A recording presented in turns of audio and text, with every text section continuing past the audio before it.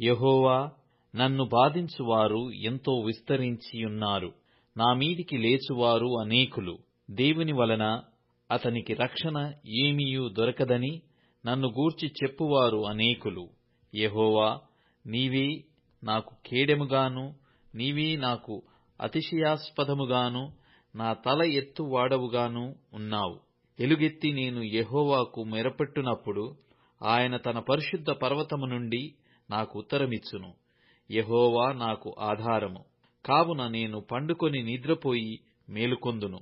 10,000 మంది దండెత్తి నా మీదికి వచ్చి మోహరించినను నేను భయపడను. యెహోవా, లెమ్ము. నా దేవా, నన్ను రక్షింపుము. నా శత్రువులనందరినీ దవడ ఎముక మీద కొట్టువాడవు నీవే.